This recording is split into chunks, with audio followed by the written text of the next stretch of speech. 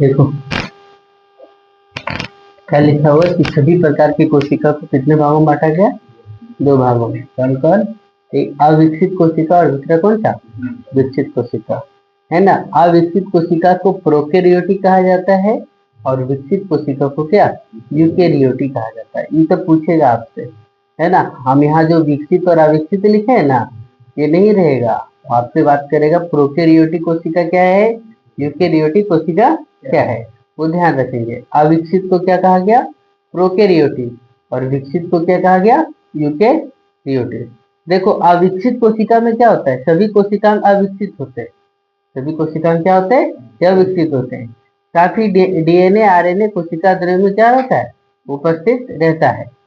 फिर देखो अविकसित कोशिका के अंतर्गत कौन कौन आ गया, तो पीपीएलडी है, नीला हरित शैवाल है, रिक्टेशिया है, ये सब चीज है, ये सब क्या अविकसित कोशिका के अंतर्गत आ गया। फिर देखो विकसित कोशिका, कौन सा, विकसित कोशिका। विकसित कोशिका में सभी कोशिकांग क्या होते हैं, विकसित होते हैं, समझिए। इसका एग्जाम्पल में कौन, मनुष्य में सब एग्जाम्पल आ जाएगा। फिर देखो अविकसित कोशिका तथा विकसित कोशिका में अंतर, यानी अविकसित कोशिका को क्या लिखे, प्रोकैरियोटिक, और विकसित को क्या लिखे, यूकेरियोटिक, है ना। देखो पहला दोनों का अंतर क्या लिखा है, ध्यान से देखेंगे। आकार प्राय छोटा 1 से 10 माइक्रोमीटर तक होता है। आकार प्राय कितना होता है इसका, छोटा होता है, और कितना, 1 से 10 माइक्रोमीटर तक। और उसका देखो विकसित कोशिका का आकार क्या है, प्राय बड़ा कितना, 5 से 100 माइक्रोमीटर तक भी हो सकता है, 5 से कितना, 100 माइक्रोमीटर तक हो सकता है। इसमें दूसरा देखो केंद्रीय क्षेत्र अस्पष्ट होता है। अविकसित कोशिका में केंद्रीय क्षेत्र क्या होता है, यह अस्पष्ट होता है, मतलब बढ़िया से नहीं होता है। लेकिन विकसित कोशिका में अस्पष्ट होता है और चारों ओर से किससे घिरा होता है, केंद्रीय झिल्ली से क्या होता है, घिरा होता है। देखो इसमें क्रोमोसोम एक होता है, इसमें क्रोमोसोम की संख्या कितना, एक होता है, लेकिन इसमें क्रोमोसोम की संख्या एक से क्या होता है, अधिक होता है। फिर झिल्ली युक्त को, इसमें देखो कि चौथा नंबर में झिल्ली युक्त कोशिका अंग अनुपस्थित होता है, अर्थात इसमें जो कोशिका के अंग होते हैं उसमें झिल्ली नहीं होता है, लेकिन वो झिल्ली युक्त कोशिकांग उपस्थित होता है उसमें, विकसित कोशिका में। ये दोनों में अंतर यदि पूछे 4 नंबर 3 नंबर में तो आप लिख सकते हैं, और नहीं तो ऑब्जेक्टिव पूछे तो ऑब्जेक्टिव में भी जा सकते हैं, है ना। प्रत्येक अंग कोशिका के लिए क्या करता है, विशिष्ट कार्य करता है।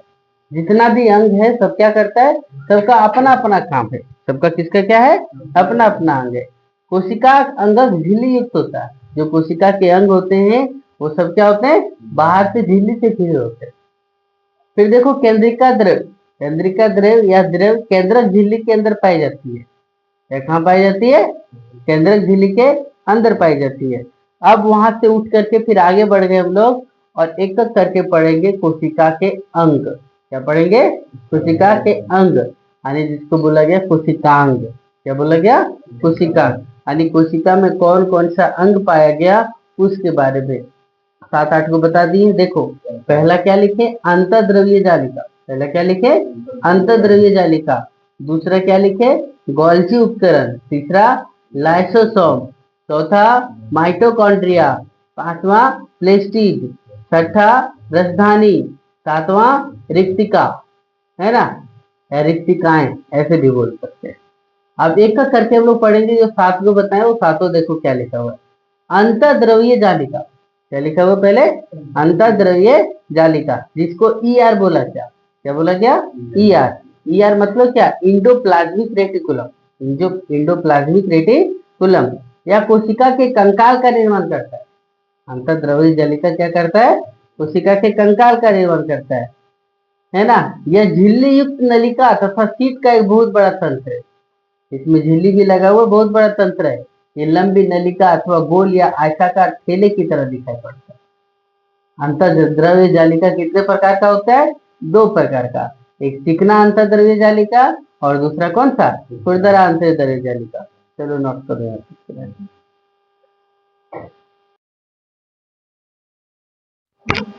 देखो बोर्ड पे ध्यान दो तो, देखो हम लोग वहां तक पढ़े ना, आर एस आर मतलब क्या, खुरदरा, और एस मतलब क्या, चिकना। देखो क्या लिखा हुआ है कि खुरदरा अंतःद्रव्य जालिका में राइबोसोम पाया जाता है। खुरदरा अंतःद्रव्य जालिका में क्या पाया जाता है, राइबोसोम पाया जाता है। राइबोसोम का मुख्य कार्य क्या है? तो प्रोटीन का संश्लेषण करना। राइबोसोम का मुख्य कार्य क्या है? प्रोटीन का संश्लेषण करना होता है। फिर देखो RER तैयार प्रोटीन को आवश्यकता अनुसार, RER मतलब क्या? खुरदरा। RER मतलब क्या? खुरदरा। प्रोटीन को आवश्यकता अनुसार ER के द्वारा कोशिका के अन्य भागों में क्या कर देता है? भेज देता है। फिर देखो SER। SER मतलब क्या? चिकना। चिकना अंतर्द्रव्यीय जालिका, ये वसा तथा लिपिड अणुओं को बनने में सहायता करती है। SER क्या करता है? किसको बनने में? वसा को बनने में तथा लिपिड अणुओं को बनने में क्या करती है? सहायता प्रदान करती है, जो कोशिका के लिए क्या है? बहुत महत्वपूर्ण है। फिर देखो इसका काम कुछ अन्य प्रोटीन तथा वसा एंजाइम एवं हार्मोन के भांति भी क्या करता है? कार्य करता है। प्रोटीन तथा वसा किसके रूप में काम करता है? तो कभी एंजाइम के रूप में, तो कभी किसके रूप में? हार्मोन के रूप में कार्य करता है। फिर देखो ER मतलब क्या? अंतर्द्रव्यीय जालिका। एक कार्य कोशिका द्रव्य के विभिन्न क्षेत्रों के माध्यम अथवा कोशिका द्रव्य के विभिन्न क्षेत्रकों अथवा केंद्रकों के मध्य पदार्थों के परिवहन के लिए नलिका के रूप में भी कार्य करता है। अर्थात अंतर्द्रव्यीय जालिका क्या करता है? किसी चीज को ले जाने, किसी चीज को क्या ले आने के लिए भी क्या काम करता है। फिर देखो एक वर्ग के जंतु जिन्हें हम कशेरुकी जंतु कहते हैं, एक वर्ग के जंतु जिन्हें क्या कहा गया? कशेरुकी जंतु भी कहा जाता है, कि अकृत में, अकृत मतलब क्या? लिवर में चिकना खुरदरा क्या? ये चिकना अंतर्द्रव्यीय जालिका होता है। SER मतलब क्या? चिकना अंतर्द्रव्यीय जालिका होता है, जो क्या करता है? विष को तथा दवा को, कोई भी विष भी पी लेगा यानी जहर भी पी लेगा, उसको क्या कर देता है? निर्विषीकरण करने में मदद करता है। समझ गए? फिर आया गोल्जी उपकरण। कौन आया? गोल्जी उपकरण। किसने? तो कैमिलो गोल्जी ने। गोल्जी उपकरण की खोज किसने किया? कैमिलो गोल्जी ने। कैमिलो गोल्जी द्वारा वर्णित गोल्जी उपकरण प्रत्येक कोशिका में किसके रूप में? थैलीनुमा संरचना में पाया जाता है। किस रूप में पाया जाता है? थैलीनुमा, है ना। गोल्जी उपकरण झिल्ली युक्त चपटी कुटिकाओं का एक तंत्र बना होता है, जो एक दूसरे के ऊपर क्या होता है? समांतर रूप से सजी होती है। जिसे जो समांतर रूप से सजा होता है उसे क्या कहा गया? कुंडिका कहा जाता है। क्या कहा जाता है? कुंडिका। क्या काम है गोल्जी उपकरण का? मुख्य कार्य क्या है? तो कोशिकीय श्रावण का कार्य करना। गोल्जी उपकरण का मुख्य कार्य क्या है? कोशिकीय श्रावण का कार्य करना। अतः इसे कोशिकीय परिवहन का क्या निदेशक भी कहा जाता है। आपसे ऑब्जेक्टिव पूछे कि कोशिकीय परिवहन का निदेशक किसे कहा जाता है, तो क्या जवाब देंगे? गोल्जी उपकरण को, है ना। फिर देखो इससे कई प्रकार के रस निकलते हैं। गोल्जी उपकरण से क्या होता है? कई प्रकार के रस निकलते हैं, जो किसको बनने में मदद करता है? लाइसोसोम को बनने में क्या करता है? मदद करता है। फिर देखो लाइसोसोम, लाइसोसोम या केवल जंतु कोशिका में पाया जाता है। लाइसोसोम किसमें पाया जाता है? जंतु कोशिका में, पादप कोशिका में नहीं पाया जाता है। इसमें विभिन्न प्रकार के जल अपघटन पाचक रस पाया जाता है। लाइसोसोम में क्या होता है? विभिन्न प्रकार के क्या पाचक रस पाया जाता है, जो क्या काम करता है? देखो यह कोशिका के अपशिष्ट निपटान वाला तंत्र भी है। अर्थात कोई कोशिका का कोई चीज खराब हो गया तो उसको क्या करता है? दबा देता है। ये बाहरी पदार्थों एवं कोशिका के अंगों के टूटे फूटे भागों को पाचित कर लेता है। यानी कोशिका का कोई अंग टूट फूट गया तो उसको क्या करता है? पचाने का काम किसमें करता है? लाइसोसोम में। देखो जब कभी लाइसोसोम की झिल्ली फट जाती है, लाइसोसोम की झिल्ली क्या हो जाती है?